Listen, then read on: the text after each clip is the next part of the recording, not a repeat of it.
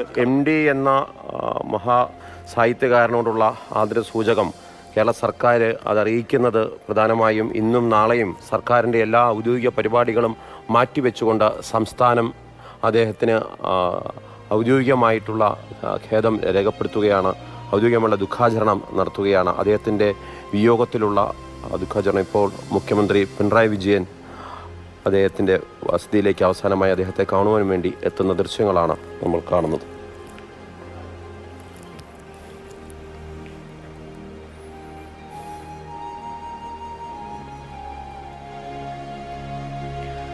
മലയാള സാഹിത്യത്തെ ലോകസാഹിത്യത്തിന്റെ നെറുകയിലെത്തിച്ച പ്രതിഭയാണ് MTയുടെ വിയോഗത്തിലൂടെ നമുക്ക് നഷ്ടമായിരിക്കുന്നത് എന്ന് മുഖ്യമന്ത്രി പിണറായി വിജയൻ നേരത്തെ അനുശോചന സന്ദേശത്തിൽ കുറിച്ചു.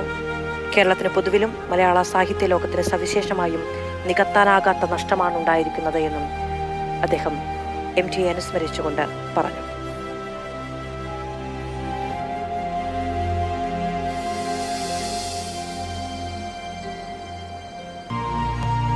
ഏഴു പതിറ്റാണ്ടിലേറെക്കാലത്തെ രചനകളിലൂടെ സാധാരണക്കാർക്കും ബുദ്ധിജീവികൾക്കും ഒരുപോലെ കടന്നു ചെല്ലാൻ കഴിയുന്ന സാഹിത്യ ലോകമായിരുന്നു MT സൃഷ്ടിച്ചതെന്നും അതുകൊണ്ട് തന്നെ ഇന്ത്യയിലെ പരമോന്നത സാഹിത്യ പുരസ്കാരമായ ജ്ഞാനപീഠം മുതൽ രാഷ്ട്രത്തിന്റെ ആദരവായ പത്മഭൂഷൺ വരെ MTയെ തേടിയെത്തിയിരുന്നു എന്നും അദ്ദേഹം ഓർത്തെടുക്കുന്നു. മാതൃഭൂമി പ്രസിദ്ധീകരണങ്ങളുടെ പത്രാധിപർ, കേരള സാഹിത്യ അക്കാദമിയുടെ അധ്യക്ഷൻ, കേന്ദ്ര സാഹിത്യ അക്കാദമിയുടെ വിശിഷ്ടാംഗം, തുഞ്ചൻ സ്മാരക ട്രസ്റ്റിന്റെ അധ്യക്ഷൻ തുടങ്ങിയ നിലകളിൽ ഭാഷയ്ക്കും സാഹിത്യത്തിനും MT നൽകിയ സേവനങ്ങൾ ഓർത്തെടുക്കുന്നു കേരളത്തിന്റെ മുഖ്യമന്ത്രി പിണറായി വിജയൻ. MT കാത്തുസൂക്ഷിച്ച മതനിരപേക്ഷമായ മനസ്സിനെക്കുറിച്ച് ഇതര മതസ്ഥരെ സ്വന്തം കുടുംബാംഗങ്ങളെ പോലെ കരുതാൻ അദ്ദേഹം ദൃഢചിത്തനായിരുന്നു എന്ന ചിന്ത പങ്കുവെച്ച് MTയുടെ കഥാപാത്രങ്ങളെ ഓർത്തെടുത്ത്, MTയുടെ എഴുത്തുകളെ ഓർത്തെടുത്ത് അദ്ദേഹം കേരളത്തിന് എത്രത്തോളം മൂല്യമേറിയ സാംസ്കാരിക മാതൃകയായിരുന്നു എന്നത് പറഞ്ഞു വെച്ചാണ് കേരളത്തിന്റെ മുഖ്യമന്ത്രി പിണറായി വിജയൻ അദ്ദേഹത്തിന് അനുശോചന സന്ദേശം കുറിച്ചത്.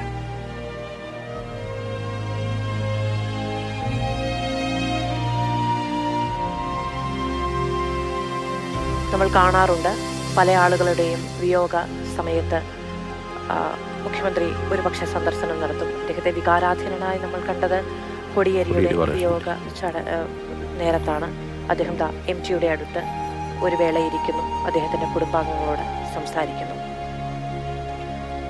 പാർട്ടി സംസ്ഥാന secretary MV Govindan master, AK Saseendran, Muhammad Riyas എന്നിവർ മുഖ്യമന്ത്രിയോടൊപ്പം DP ജയരാജൻ അടക്കമുള്ളവരുണ്ട്. പ്രതിപക്ഷ നേതാവ് VD സതീശനും അദ്ദേഹത്തിന് അനുശോചനം അറിയിച്ചിട്ടുണ്ട്. ആഴത്തിൽ ഞാൻ വായിച്ചിട്ടുള്ള പുസ്തകങ്ങൾ, വാക്കുകൾ എന്ന് VD സതീശൻ സ്മരിക്കുന്നുണ്ടായിരുന്നു. തിരുത്തേൻ തൊട്ടരച്ച അക്ഷര സൗഹൃദം. ഒരു ജനതയാകെ മാതൃഭാഷ എങ്ങനെ എഴുതണം എന്ന് പഠിപ്പിച്ച പേനത്തുമ്പിലെ വിസ്മയമായിരുന്നു MD എന്നാണ് അദ്ദേഹം അനുസ്മരിച്ചിരിക്കുന്നത്. അങ്ങനെ എനിക്ക് തോന്നുന്നു വിപുലമായ വായനയുള്ള മനുഷ്യനാണ് പ്രതിപക്ഷ നേതാവ്.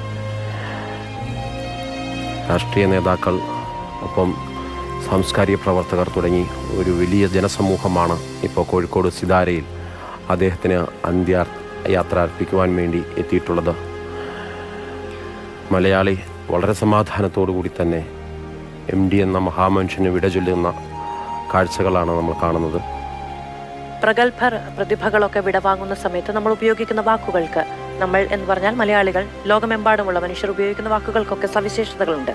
ഇന്നു കേട്ടൊരു വാക്ക് മാർഷൽ, കാലം കവിഞ്ഞു എന്നാണ്. കാലം കവിയുക ഒരു മനുഷ്യൻ എന്ന് പറയുന്നത് ചിലർക്ക് മാത്രം സാധ്യമാകുന്ന ഒന്നാണ്. ഒരുപക്ഷെ നേരത്തെ നമ്മൾ പറഞ്ഞതുപോലെ നമ്മുടെ ഇതിഹാസങ്ങളിലേക്ക് വേരുകൾ ആഴ്ത്തി നിൽക്കുന്ന എഴുത്ത്, നമ്മൾ കണ്ട തലമുറകളിൽ നമ്മൾ അനുഭവിച്ച എഴുത്തുകാരിലൊക്കെ ആഴത്തിൽ പടർന്നു വന്ന സ്വാധീനം, നമ്മൾ കാണാത്ത, ഒരുപക്ഷെ നമ്മൾ കാണാനിരിക്കുന്ന, ഒരിക്കലും നമുക്ക് കാണാൻ കഴിയാത്ത കാലത്തേക്ക് കൂടി കടന്നു പോകുന്ന അക്ഷരങ്ങൾ, ഇതൊക്കെ സ്വന്തമാകുന്ന ഒരു മനുഷ്യൻ എന്ന് പറയുന്നത്, അദ്ദേഹം കാലത്തോട് കടപ്പാട് പറയുന്നുണ്ടായിരുന്നു. ഇത്രയൊക്കെ സാധിക്കാൻ കഴിഞ്ഞുവല്ലോ എന്ന്, ഇത്രയൊക്കെ ഈ കാലത്ത് അങ്ങ് സാധിച്ചുവല്ലോ എന്നുള്ളതാണ് നമ്മുടെ മനസ്സ്.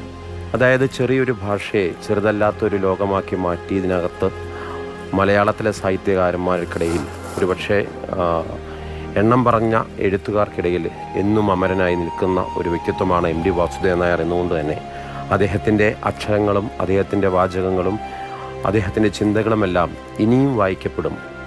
ഒരുപക്ഷെ എനിക്ക് തോന്നുന്നു ഈ കഴിഞ്ഞ 7.5 പതിറ്റാണ്ടിനപ്പുറത്തേക്ക് ഇനിയാകാം ഒരുപക്ഷെ MD എന്ന എഴുത്തുകാരൻ്റെ ചിന്തകളെ വ്യാഖ്യാനിക്കപ്പെടുകയും അതിനെ കൂടുതൽ മലയാളിയുടെ നന്മയുള്ള ജീവിതത്തിലേക്ക് പരുവപ്പെടുത്തുകയും ചെയ്യുന്ന ഒരു രചനകളായി മാറുകയും ചെയ്യുന്നത് ഇനിയുള്ള വ്യാഖ്യാനങ്ങളിലാകാം ഒരുപക്ഷെ. വിജയൻ മാഷ് പറഞ്ഞത് MTക്ക് നിരൂപണം ആവശ്യമില്ല എന്നുള്ളതാണ്. മലയാളിക്ക് അവൻ്റെ ജീവശ്വാസം പോലെ സ്വാഭാവികമാണ് MTയുടെ എഴുത്തുകൾ എന്ന്. അത്രമേൽ ഒരു തരത്തിലുള്ള ആയാസതയും വേണ്ടതില്ല നമുക്ക് MTയെ വായിക്കാനും മനസ്സിലാക്കാനും.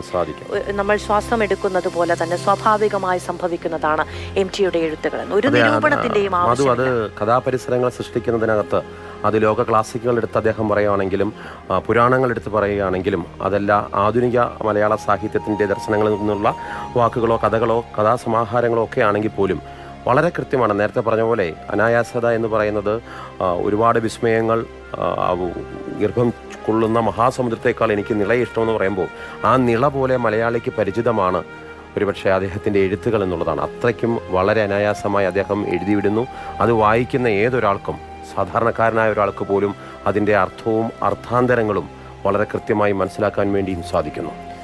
നമ്മുടെ പ്രകൃതിയോട്, നമ്മുടെ മലയാളത്തോട്, നമ്മുടെ മലയാള മണ്ണിനോട് എത്രത്തോളം ചേർന്നു നിന്ന എഴുത്തുകളാണ് MTയുടേത് എന്നുള്ളതാണ് നമ്മളെ അദ്ദേഹത്തിന്റെ എഴുത്തുകളിലേക്ക്, അദ്ദേഹത്തിന്റെ ആവിഷ്കാരത്തിലേക്ക് അത്രമേൽ ചേർത്തു നിർത്തുന്നത്. അനുശോചനമർപ്പിച്ച് അദ്ദേഹം മടങ്ങുന്നു.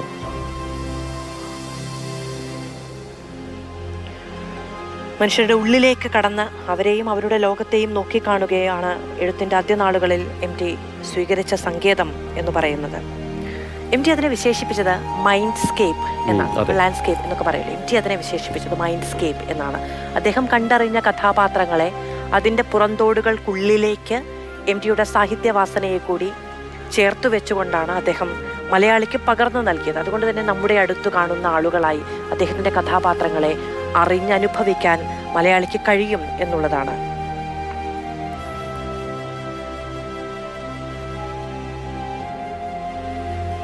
MTയുടെ കഥാപരിസരങ്ങൾ അദ്ദേഹത്തിൻ്റെ തന്നെ ജീവിതത്തോട് ആത്മാവിഷ്കാരമുള്ള, ആത്മകഥയോളം ചേർന്ന് നിൽക്കുന്ന കഥാപാത്രങ്ങളും കഥകളും തന്നെയാണ് MT നമുക്കൊക്കെ പങ്കുവെച്ചു നൽകിയത്.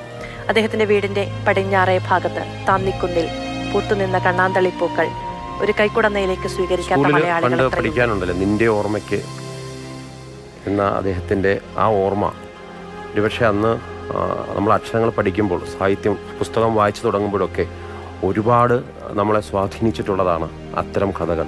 അതെല്ലാം ജീവിതാനുഭവങ്ങളിൽ നിന്നും അദ്ദേഹത്തിൻ്റെ അനുഭവങ്ങളിൽ നിന്നും അദ്ദേഹം വരച്ചിട്ടതാണ് എന്ന് പിന്നീട് മനസ്സിലാക്കുമ്പോഴാണ് ഒരു എഴുത്തുകാരൻ എന്ന നിലയിൽ അദ്ദേഹം സമൂഹത്തോട് അദ്ദേഹത്തിൻ്റെ ഭാഷ എത്രമാത്രം കൃത്യമായി പറഞ്ഞു തന്നിരുന്നു എന്ന്. വായിക്കാനും അറിയാനും അക്ഷരങ്ങളെ സ്നേഹിക്കാനും പഠിപ്പിക്കുന്നതിനകത്ത് ഒരു ഗുരുതുല്യനായ രീതിയിലേക്ക് ഒരുപാട് തലമുറകളെ മുന്നോട്ട് നയിച്ചിട്ടുള്ളൊരു മഹാവ്യക്തിത്വമായിരുന്നു MD വാസുദേവൻ നായർ എന്ന എഴുത്തുകാരൻ എന്ന് പറയേണ്ടി വരും.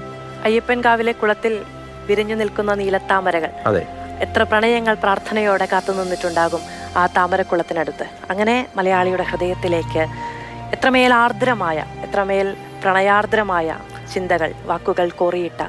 മഞ്ഞിലെ വിമല ടീച്ചർ കാത്തിരിക്കുന്നു.